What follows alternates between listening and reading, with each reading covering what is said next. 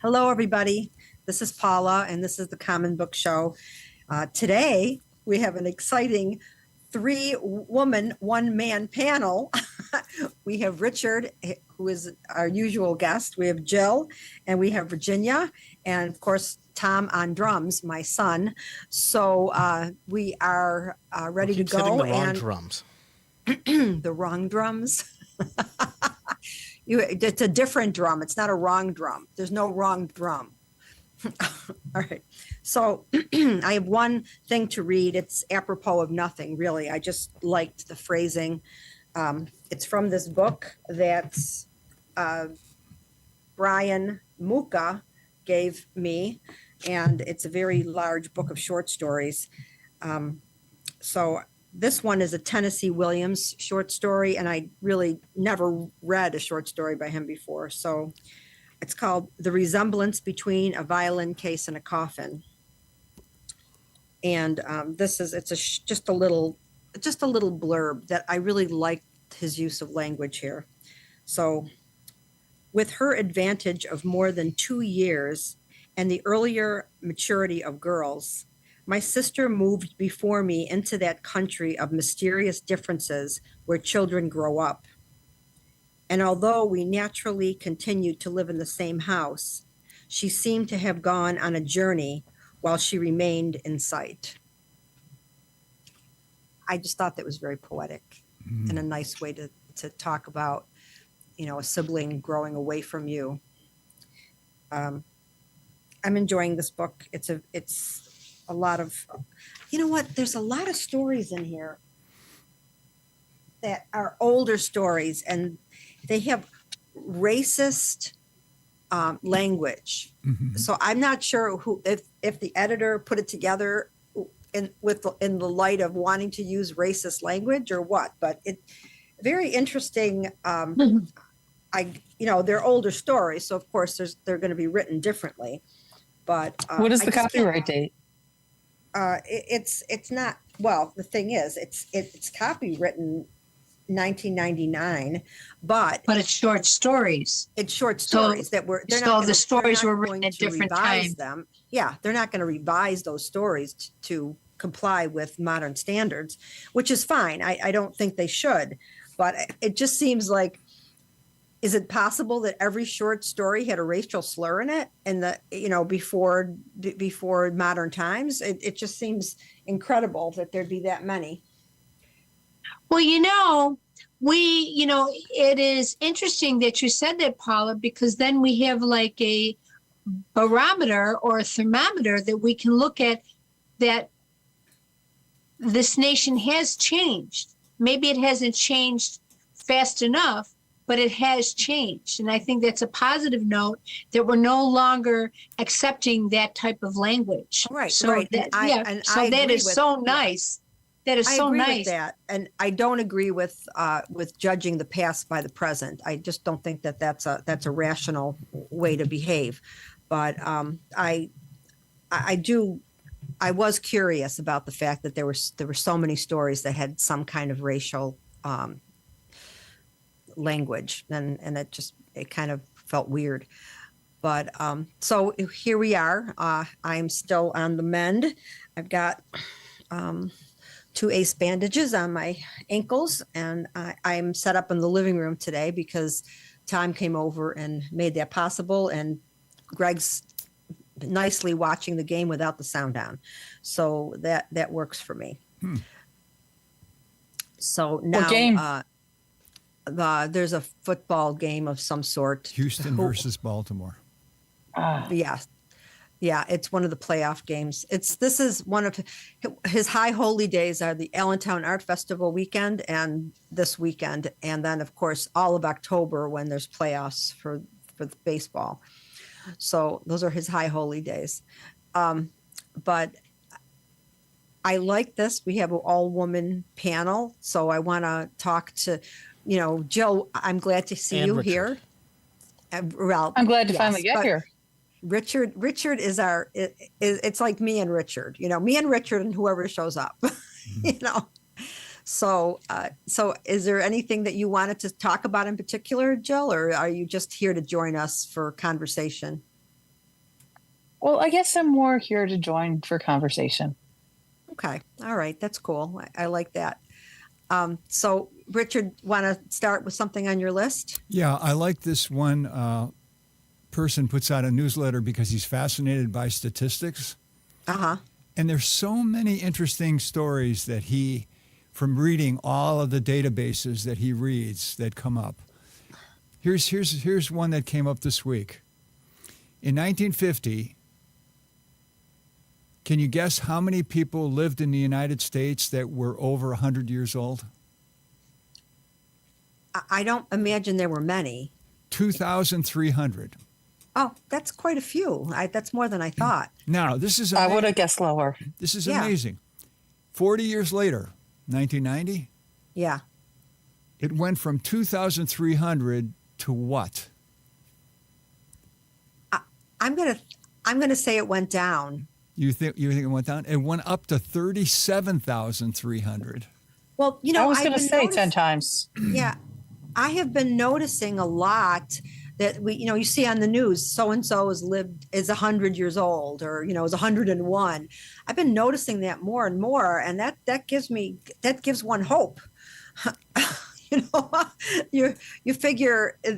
I mean, and they seem to be relatively healthy. I certainly wouldn't want to live to be 100 if I was, suffering or incapacitated.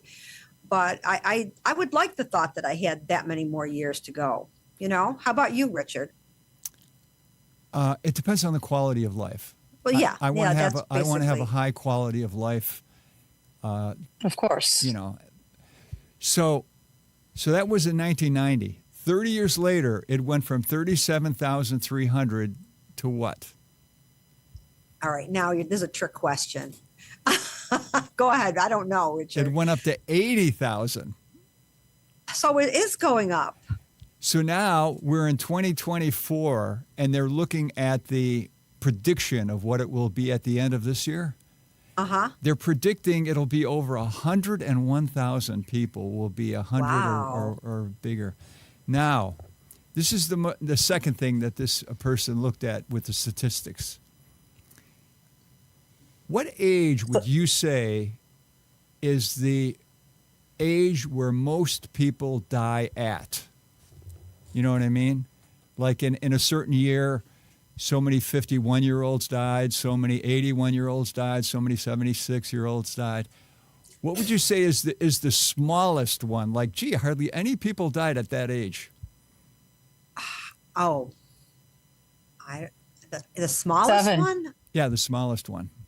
7. 7 years well, old? Yeah, our infant mortality rate is pretty, a lot of babies die. So I'm not going to say, I'm going to say 21. This is surprising. This is very surprising, but I think I know the reason why. The age at which the fewest number of people die is age 99. Ah, they're hanging on for the 100. Yes, that's what I think it is. I think it's the will to live. Wow, that's really something. I mean, I think you do. I think at the end you do have a modicum of control. I think there's a point where you have some, because you hear stories all the time about people dying after their loved ones finally get there to see them and to say goodbye. You hear a lot about that. Yeah. As a matter of fact, I found an interesting cartoon about that. A woman opens her door, and you know how death is personified wearing like a hooded cloak? Yeah. Right? The Grim Reaper. So she Morpheus, yeah. Yeah, so she opens her door and she looks at the figure and says, "Well, well, well, look who's finally come to visit after all these years." It's sort of like a take on, I'm not going to die until I get the visit. Yeah. You know what I mean? Yeah, but that's one of the things my mother used to do, that I tell her, you're not doing yourself any favors. If my mother would, when she was older and she was, less able to get around, instead of, when somebody walked in the house, instead of saying, "Oh, Bobby, you've come to see me. What a wonderful surprise. I'm so happy to see you," she would say, "Oh, I thought you were dead. Now, what are the chances Bobby's going to want to come by again? I said, Mom, just be happy to see them. If you're happy to see them and they feel loved and wanted and needed, they're going to come back. If they feel like, I don't know. I always thought that it was a bad choice for her. But does Jill or Virginia, do you have a age that would you like to live to be 100? I think, I read a statistic, I think it was yesterday or the day before, or maybe it was even last week we discussed it. I can't remember when I actually saw the statistic, but it said that the people in their 60s can look at their life and say that they are most happy in their 60s. And then the second decade would be the 70s. So so maybe it wasn't that we discussed this last week, but somewhere along the line in the past week, I've come across this information. So I think I would like to live to 81. And so I can look back on my aunt and have my two most favorite decades, right? But I'm with Richard. I'm exercising every day. I used to go to the gym 3-4 times a week, for years, but I can't get to the gym right now. So I'm exercising every day. And the reason why I'm exercising every day is because I want to have a astute mind. And I also want to have an astute body. I don't know if I'll ever have an astute body, but I want to be physically fit. I don't want to be. Your brain is part of your body, whether you like it or not, Right. I don't want to have a body that can't move. I remember my grandmother, she was 97 years old when she passed, one of my grandmothers. And her mind was sharp as a tack until the day she passed, but her body was not. And that was very frustrating for her. And I've learned from that. So I exercise every day. Yeah. To try to make sure that doesn't happen to me. Jill, are you looking forward to living to 100? If it feels good, yeah. Yeah. Yes. Well, exactly. I think that's the, as far as exercise goes, something happened to me when I was in my 20s, and I was always of the mind that exercise, that's for I don't know. That's not the kind of person I am. I'm a reader. I'm a thinker. I don't exercise, and I had this idea that, I was in this elevated place, right? I was not, but I helped an old lady get on the train when I was living in New York, and I grabbed her arm and my fingers sunk all the way to her bone. And I helped her on the train, and I thought, oh, so this is what happens when you don't take care of your body. And I went that same day, I went to we had a gym where I worked at Forbes, and we had a gym there. And I went to the fitness instructor and I said, okay, set me up with a program. I want to get fit. What is that, Mr. Windsor? I was only in my 20s, but I was not fit at all. Okay, it's gone. It's gone. So yeah, that was, and then I realized, yes, my brain is part of my body, so I have to take care of my body if I value my brain.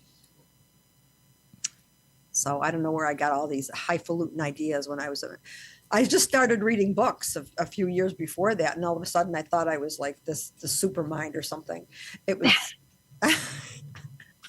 I think, youthful exuberance and not enough experience. But so Richard, I'm reading some more of that John Ronson guy. Mm-hmm. I finished the book of essays that I was reading, and there's a couple things from that book. Did you know that there are people that dress in superhero costumes and fight crime in the streets of some cities? Oh, regular individuals? People. I had heard about this. I know the first half. Yeah. Some people do it to go to conventions and stuff, but some people actually literally patrol the streets like in Seattle and in Washington and Miami. There are people that dress in superhero costumes and fight crime. Interesting. So I you just you blew- have reality copying fiction. Right. And the thing is, it seems like these people lead kind of mediocre lives, and they have skills like they take martial arts and things like that. So they do have skills, but it gives them purpose. It gives them a feeling of purpose. And Well, you know, I- but you know what else it does? It also alerts to people that somebody is in the area watching them. So it But- could be yeah. so that high visibility could be a crime deterrent, because I'm sure the people that live in Seattle know this is going on. Yeah, well, the one guy that was his Phoenix something or other, his name was, he was, I guess he ended up getting arrested for pepper spraying someone, but it wasn't him that pepper sprayed. It was one of the guys that he was with, and Dudley is joining us. So but I found it fascinating that people would do this, and there's a bunch of guys in New York who don't dress as superheroes, that just wear black outfits, and they patrol the streets as well. And they don't like to associate with the superhero crowd because they think they're dorky. But that's the thing. You get a bunch of guys walking the streets, and they see guys dressed in superhero costumes, and they might want to just make fun of them and push them around, Mr. Windsor? So I don't know how Listen to my much. headphones. Tell me what's going on. I've heard of the people that guard the streets. Yeah, like they had the guardian angels or something in New York. For a Yeah, while. like that. Yes, and they wear Oh, red in a way, berets, okay. and we had them in Buffalo, Paula. They came to Buffalo as a subdivision years ago. Yeah, but Yeah, I the just guardian never heard angel- of the costumes and Silva. doing that. Silva, I know. his last name was. it's and they don't reveal their identity to people. But this guy that was in Seattle, he ended up. No, I'm not saying they're dorky. Mick, you're getting me wrong. I'm saying that some people might perceive it as dorky because these guys are actually going out on the street and fighting crime. These guys are out there like karate chopping people. So yeah, I think that I think they're cool. I mean, I think that it's a dangerous thing to do, but I think that their hearts are in the right place. So that was one of the stories I read in the book. But the book I'm reading now is The Men Who Stare at Goats. And Richard, it's about a government agency that was trying to use psychic energy to fight the enemy. Yeah. And it's really I don't know. Did you see the movie? I did. I didn't see the movie, but I'm reading the book. Mhm. Greg said he didn't like the movie, but I don't remember seeing it. So, What's the title? The Men Who Stare at Goats. Mm-hmm. And apparently there were these, and they were making, like, once they got into the private sector, they were making boku bucks training people in these techniques. And it is ridiculous and fascinating all at the same time. That this was a part of our government, and they didn't. The one guy claims to have killed a goat just by looking at it.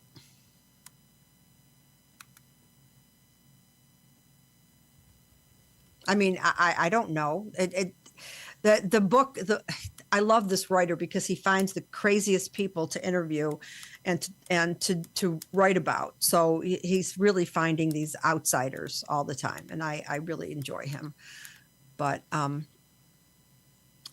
yeah, that's what I've been reading lately. I'm also reading my short stories. So Veronica, are you Virginia. Virginia. It's okay. Veronica's a pretty name. I know. Veronica's a Virginia, pretty name. Are you reading anything right now? Yes, I'm reading Dr. Gabor Mate's latest book. Oh, I love Dr. Mate. What are you reading? I'm reading his latest book. It was copyrighted in 2022. He wrote it with, I believe, his son. Oh, I read that book. And it's something about normal and trauma. The book is downstairs, so I can't get it right now. I read that book. Trauma. I love it. I listened to it, and I got a copy of it, and I put it all over the internet when I read it, because I was just The Myth of Normal. That's the name of it. That's it. The Myth of Normal. That's what I'm reading. That is amazing, that book. That's one of the things that's got me started thinking about getting some trauma therapy, because. Well, he is a fascinating person, period. He also wrote, I first found out about him because he wrote about the empty ghosts. I mean, with the Buddhists and addiction. That's when I first found out about him, about the bellies of the ghosts, and that's what they feel addiction I is. Reading about that, but I didn't. But I just started the book, so I'm just getting into it. But it's a heavy book. A lot of it. But what I love about him is his research. Like every other paragraph is filled with research, not just opinion. No, he's fascinating.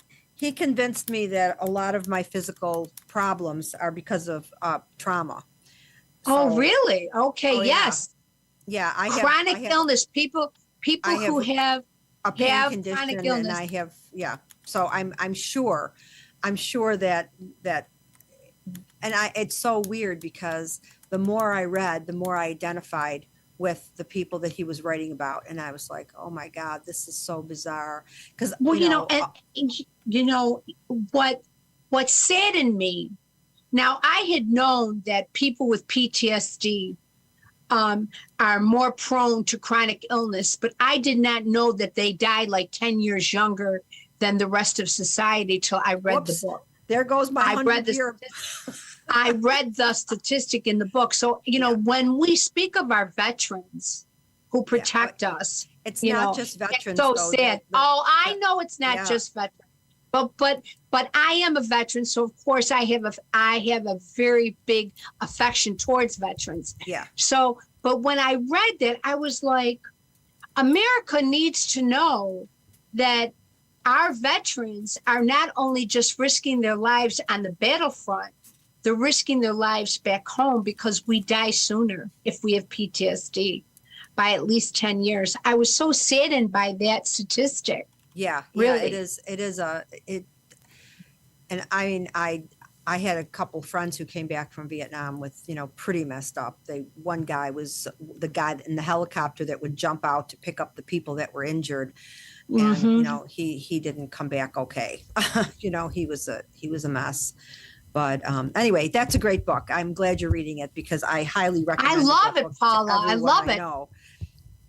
I love it. And it set me on a course of reading a lot of other books, and I'll inbox you the other books that I read that I think you might enjoy if you're enjoying this one. Oh yeah, I'd love that. But now I remember the name of the other book, The Hungry Ghost, In the Realm of the Hungry Ghost. Yes. That's the first book I ever read by him. Right, and that's about addictions. Yeah, so I was. That's more about interested. addiction and the Buddhists. He got that phrase from the Buddhists. Yeah, I was more interested in his work with with PTSD and trauma, because that's kind of where where I am. But so that's a great book. Jill, are you reading anything right now?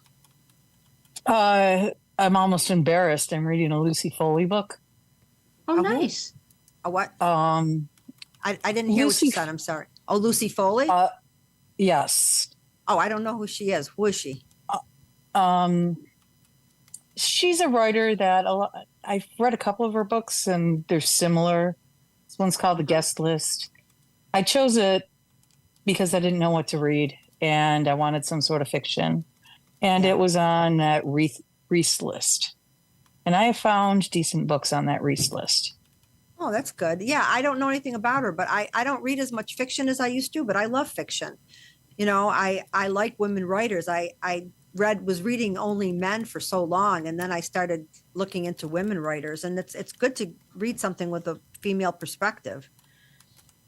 What's the But book it's about? fluff. Well, it's called The Guest List, and it's about a wedding on an island in Oh, Ireland, oh, well, that's nice and setting. they all go there on a stormy night, and that's how it starts.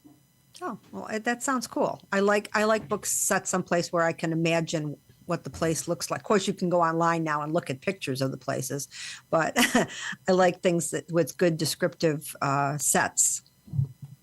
Yeah, it's really odd. There was another book that I read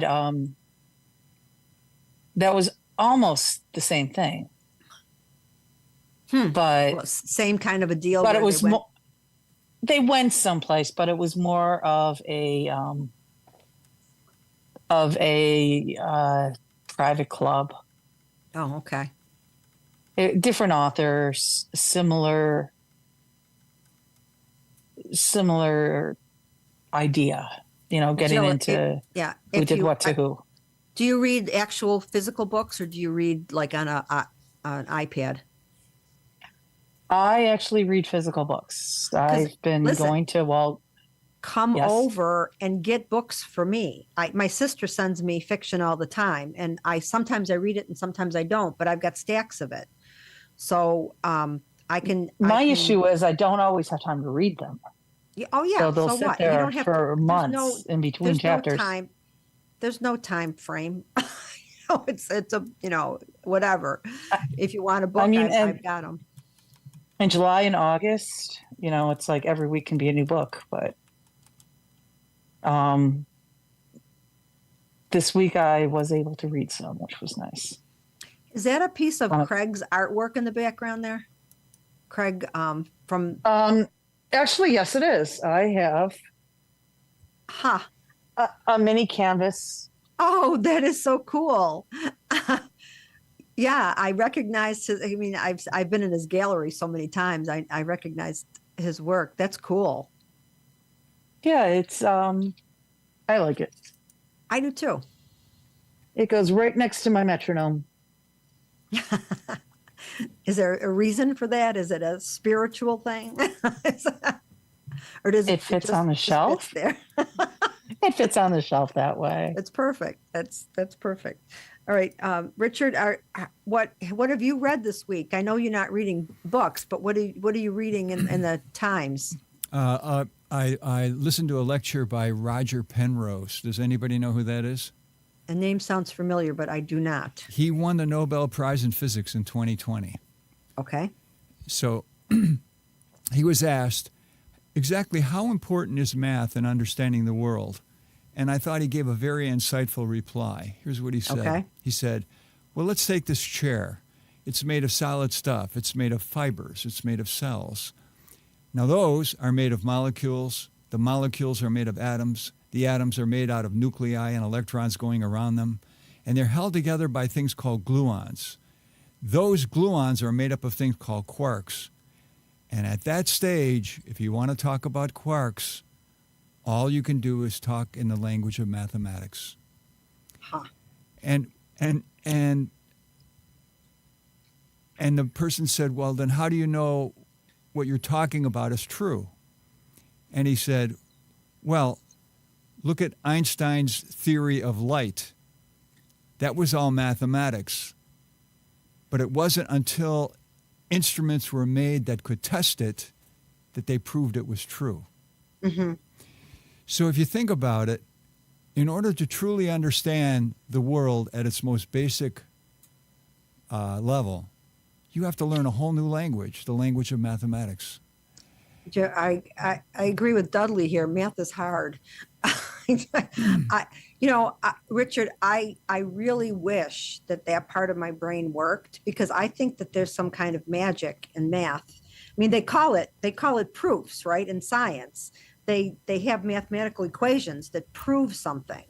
and there is something very deep and beautiful about it, but I can't understand it because my brain doesn't speak that language. And I mean, I haven't tried in a long time, but I think in order to pound numbers like that into my head or concepts like that, it would take all of my effort.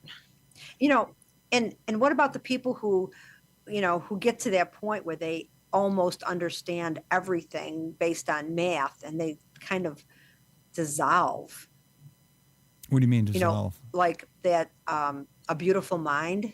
Oh yeah, right. Yeah, right. they kind of get so they're not grounded anymore, and they're in some special rarefied air of math and their understanding. I mean, I could never get there because I just don't have that kind of brain.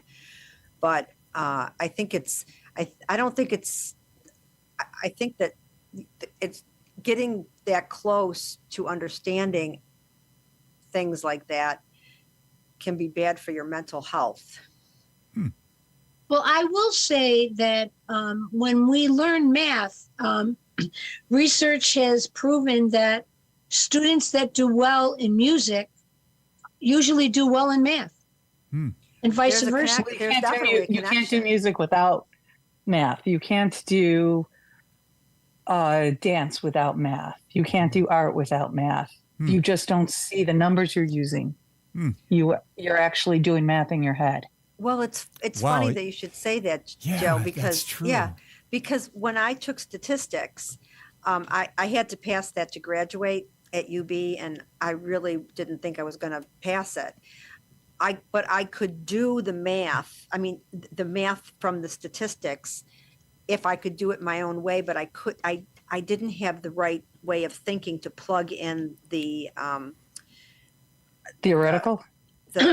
not what do you call those things? They're like the X equals Z, Y, Q, Algebra? and not the algebra, but the calculation, the mathematical calculation. They have written out, and I had to know those things. I had to The memorize formulas. those. I can't think of the word. Anyway, Formulas. formulas. Thank you. Was that Tom? Was that or That was Virginia. Oh, Virginia. Thank you. You're welcome. So I couldn't, I could do it if I didn't have to use the formulas.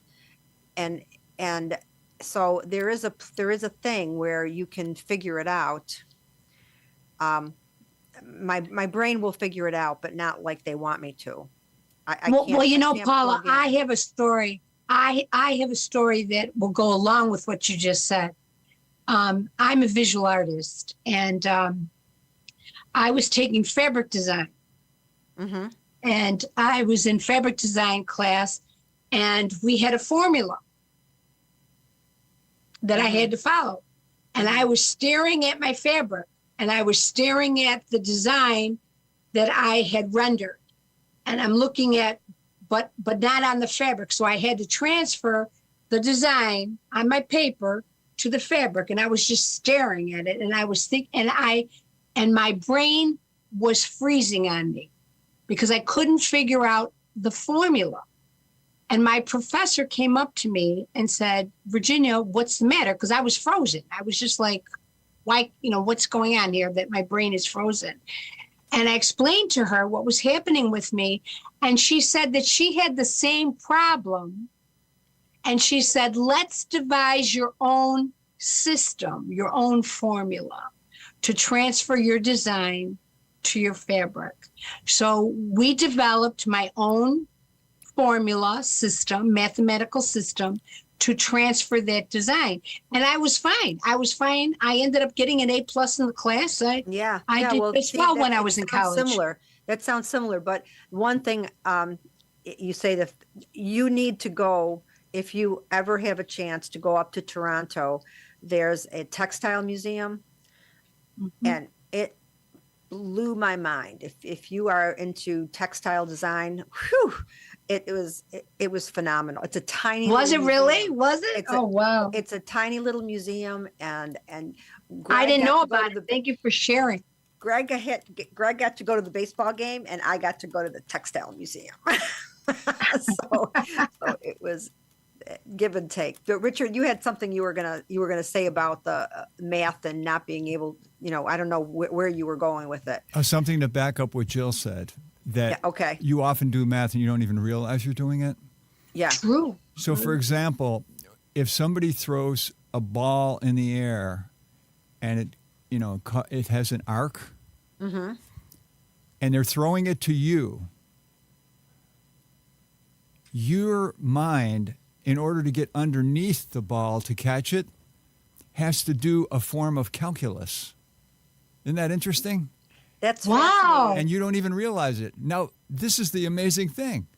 There are people who have dogs, and if they throw the ball in an arc, the dog will go and find directly underneath it and catch it.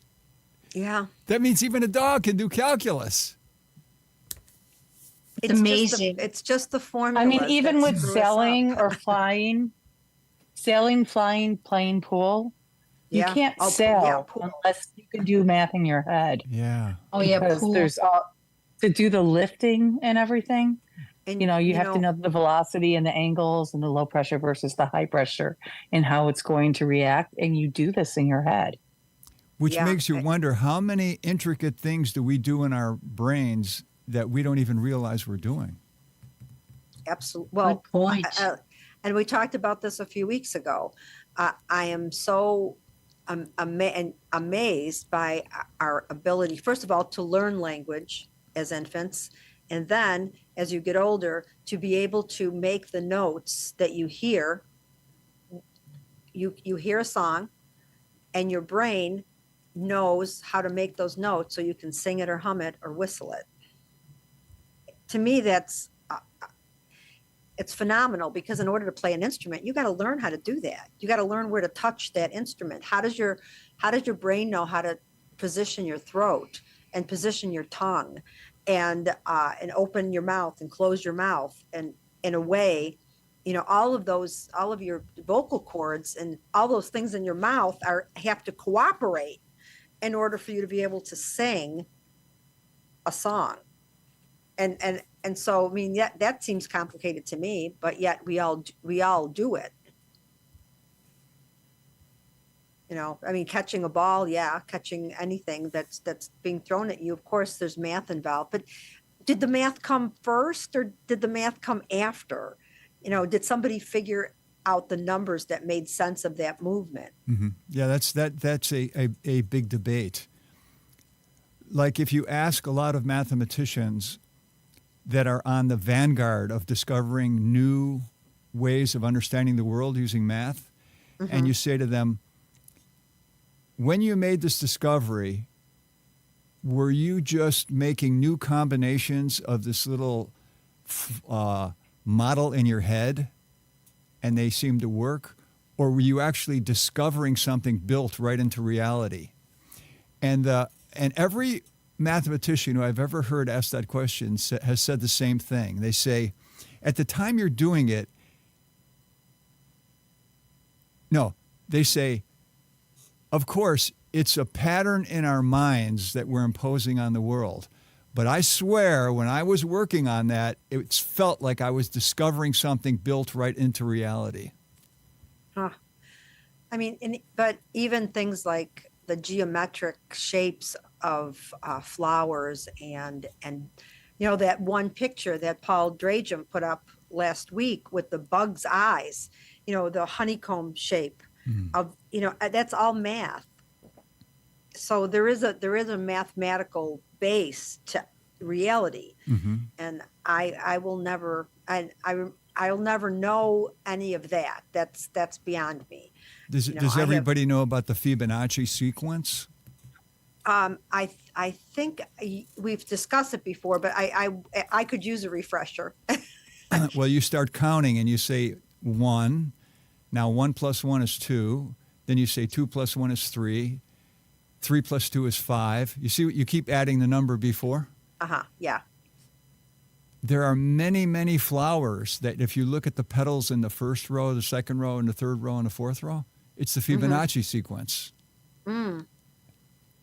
So it exists in nature. It's a natural occurrence. Yeah.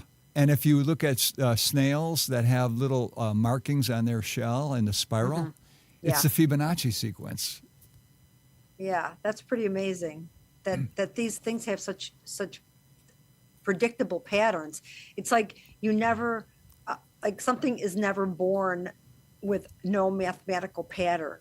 There's always a pattern, you know, and if anything would lead me to The hum is back, Mr. Windsor. You want to hear it? I know you hear don't it. believe me. Come on. I don't hear a hum, but somebody else had mentioned online that they heard a hum.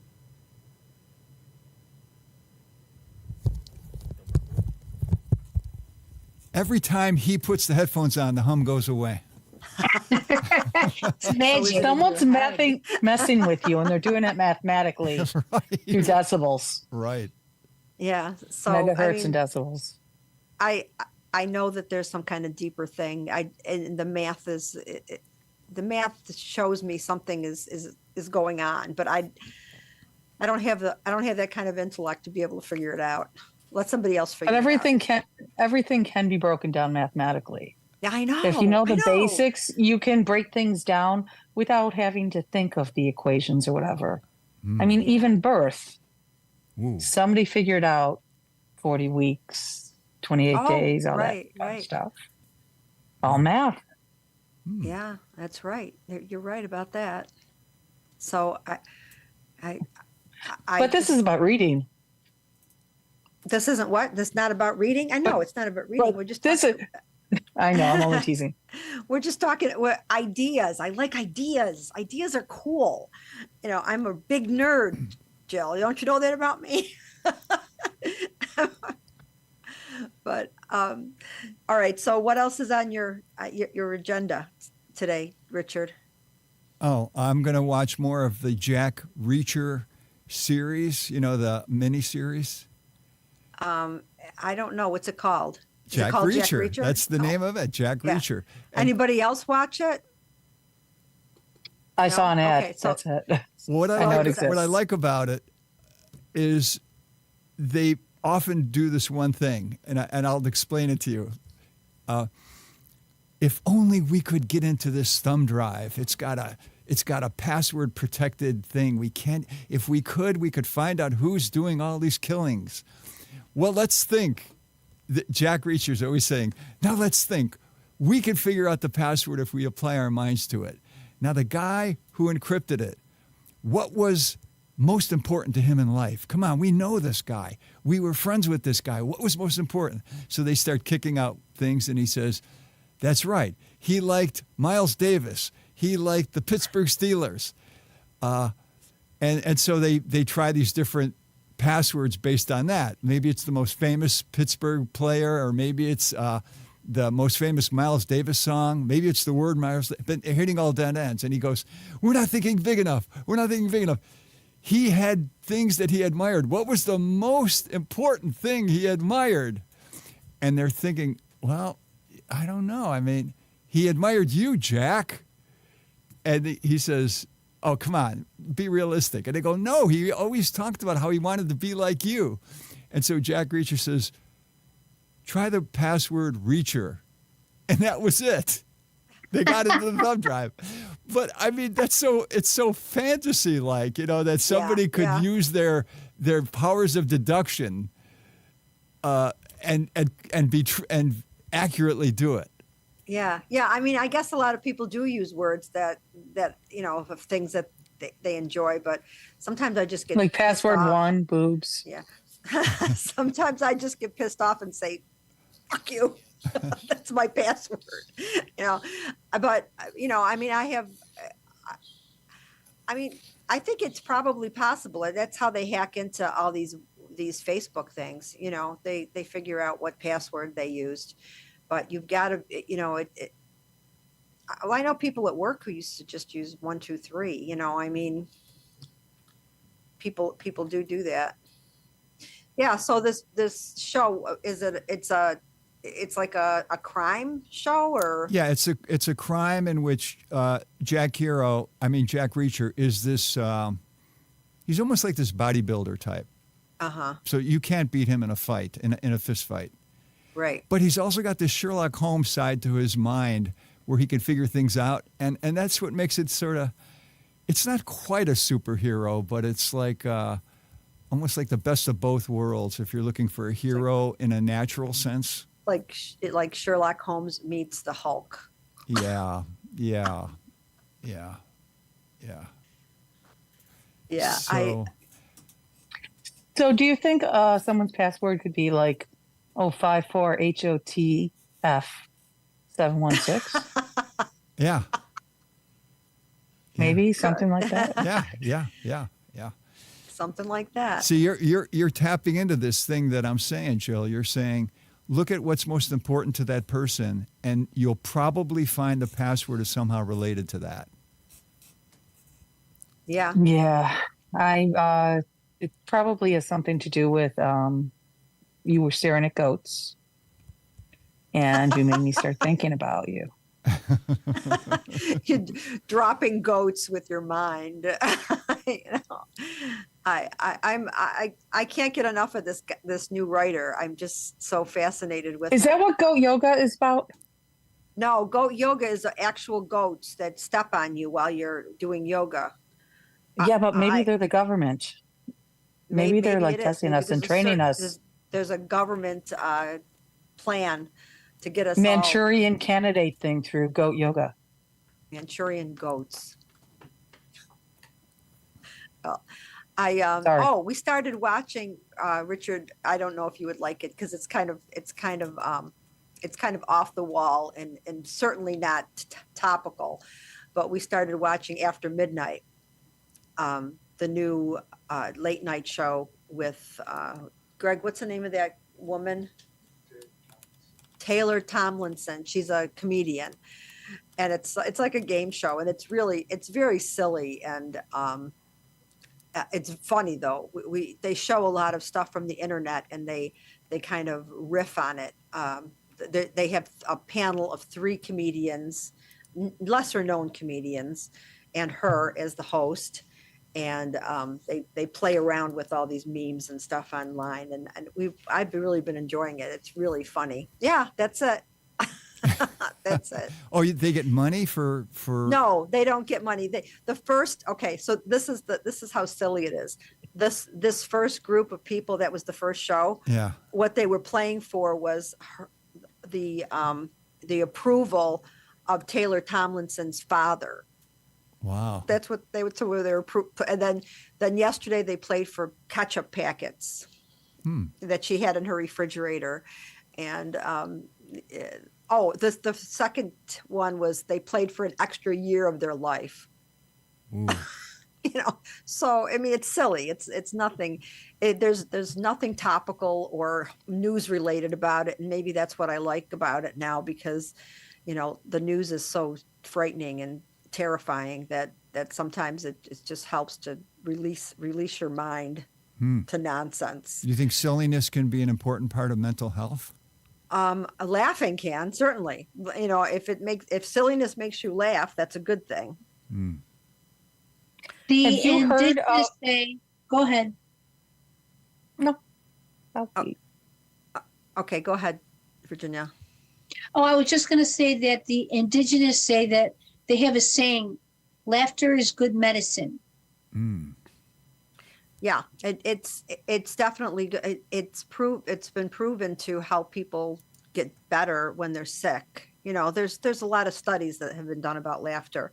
Laughter is really good for you. We watch the whole show because the whole show is entertaining. Usually when we watch the late night talk shows, we only watch the beginning part, which is the monologue. And sometimes they do a little extra piece, like Stephen Colbert does something called Meanwhile, which is a lighter side of the news, but they're all news related. And, it's too much news can be stressful. How much news do you watch, Richard? Do you watch the news or do you take in your information just through the paper? I like to listen to the news, but not watch it. That Yeah. way I can have it on while I'm doing all kinds of things. Yeah. So in other Yeah. words, I like to go on YouTube, and I download the NBC News. I download the news from Canada. I download the news from Democracy Now, and all these other places that present stories on the news. So it's usually about, say, 4 hours worth of news. Yeah. And that's on constantly with me throughout the day. So I'm always picking up on things. Like that Do you latest feel- thing do- with Netanyahu, I thought that was very revealing. Did you hear about what he said when he was asked About about a two-state solution? Tuesday. Yeah, I did. I only watch 1 hour CNN in the morning. There's a morning show that I like, and then I watch another that Caitlin Collins. I love her. She's a great interviewer. She's tough. And so I watch her show. So that's about 2 hours of the news, and I still think that's too much. You know, it's terrifying. I don't need to be scared. You know, do we have any other news junkies here? I just watch the morning news for the weather, traffic. Yeah. Yeah, my sister Joan doesn't watch the news at all because it makes her too upset. So has anybody ever heard of the Race to Alaska? No. What is that? The race There's to a few Alaska? movies on them, and it's called R2AK, and you've heard of the America's Cup, right? It's boating, right? It's the skiing, America's right? Cup are like multi-million-dollar boats with crews. They're 72-foot boats. They have crews of 13. It's all high tech and lots of money. Race to Alaska, which started in 2015. It is a race where anybody can join. The only rule is you're not allowed to have any motors on your boat. You can paddle, and it's from Port Washington in the United States to Alaska, all the way up the Canadian coast, 750 miles. Holy shit. It can take a week to 2.5 weeks easily. A lot of people don't make it.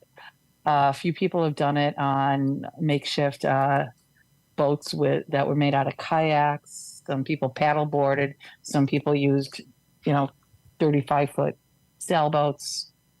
But there are documentaries on it on Amazon, and it's just these crazy teens that they have to figure out how are they going to make it with all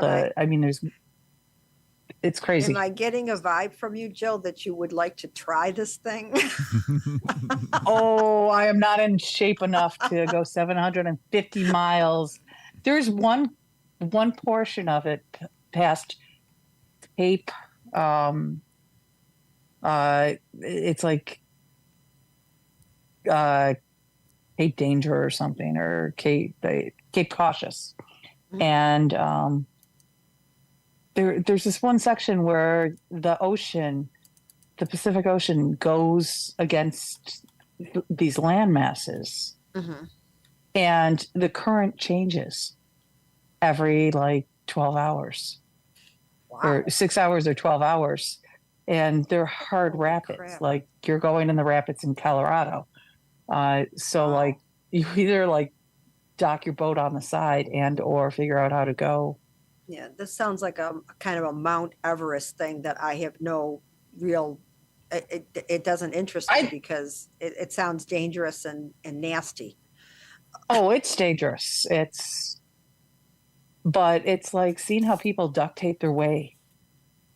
It's really like figuring out ways to make it. Yeah. There's How a to sense survive that is kind of people interesting. survival. People get a rush out of that. That's something. I mean, in modern day society, we don't really have a lot of that. We don't have that. I mean, you could be stuck in traffic or something, or but you're not.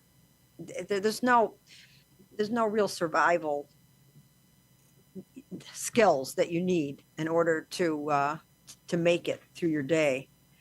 So some people like that challenge of climbing a mountain or going on the open seas like that. I mean, Two and a I used to half I used to weeks like on to a ride paddleboard. horses. Yeah. I used to Love like to ride horses. horses, but I wasn't trying to ride them off a cliff.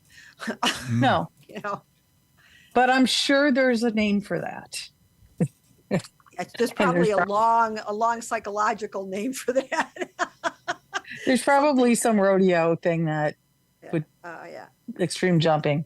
Yeah. Extreme jumping. I'm sure there is. I mean, poor horse, just they have to go by the whims of the person riding them. So, let's see, where are we? We are talking about dangerous waters. We are talking about math. We're talking Math about is involved in that and math is stupidity. involved in everything. Yes, absolutely. So, Virginia, do you have anything that you wanted to talk about for this particular show? I didn't think about that before the show started, so I guess the answer to that is no. All right. I will contribute to Yeah. whatever. A lot of times, anybody a else lot of wants. times we see stuff on the news, or we read something that attracts our attention. I used to come a lot more prepared for but I've been doing a lot of I reading don't on watch the news, so that's Yeah. really difficult for me. I don't watch television. My friend, I haven't watched television since 2016, this time around. Mhm. Wow, great. I've gone like 10, 15 years without watching television before. So, but I think it was in 2016 I stopped watching television. But my friend Sue bought me Roku for Christmas, Mhm. and I haven't hooked it up yet because I want to watch Ghosts. That comedy. I Yeah. watched Ghosts over at somebody else's house, and I really enjoyed it. So I want to watch it again. Yeah. Yeah. I mean, there are quality things on TV. Oh, of course there are. Yeah, and Oh, yeah. I tend to watch TV when I eat. It's like I don't know. I'll put on something and watch it, but I try not to watch the news when I eat because indigestion is a real thing. So And indigestion is a real thing. It most certainly is. yeah, Most certainly so is. I don't Does wanna- anybody know who they're voting for in November? Very funny. I think well, I don't know. Richard may have a different answer, but I'm voting for the person who has my best interests at heart. That's good. That's a answer. good idea. Yeah. Good answer. And we're down to the 2-minute warning. So Richard, you got anything else that we can cover in 2 minutes, or do you? Oh, I did get to read Virginia's poem, I Am an Artist. Oh, yes, And yes. I did was too. quite impressed by that. Oh, and Paula. Can you read it? No, it's too long. Paula, we don't have enough time. Paula gave me feedback, Richard. I sent you a message. She Yeah. gave me feedback. Yeah. Oh, yeah. You know what? Do you like it's the so- rattlesnake part? First of all, because I love that concept of, you knew I was a snake before you took me in, that and the snake. I love that. I love that analogy. I always found that really compelling. So The that rattlesnake, I like. yeah. And so you like the whole thing, the whole thing was just, and all these things are true because I'm an artist, and I actually, years ago, I wrote a poem that, it starts off, poets do not always write poetry, Wow. and it's the same concept because it's a way of seeing, it's a way of being, it's a way of experiencing life, and so that I did think of that poem when I was reading your poem, but your poem is definitely much more emotional and expressive than the one I wrote is much more ethereal. Well, I wrote it in 2019, and Alberto Capis, somehow or another, it showed up on my Facebook page somehow or another, and so he's going to publish it. Yeah, that's what you're saying. But I want to do a self-portrait before it's published Okay, all right. to That's go gonna be- along with it. So Oh, goodbye, Paula. Bye, everyone. Thank you for joining us. Thank you, Richard and Jill. And I keep Thank wanting you to for call doing you this, by the Paula. I keep wanting to call you by the wrong name. Virginia. Veronica is a very keep pretty wanting- name. I'm not you know, offended. Veronica, I know, but I keep wanting to call you Veronica, and I know it's wrong when it's coming out of my mouth. It's so but funny. Virginia Woolf. That's what I think. Virginia Woolf. You know? But anyway, thank you, everybody. Bye, Tom. Thank Paula. you.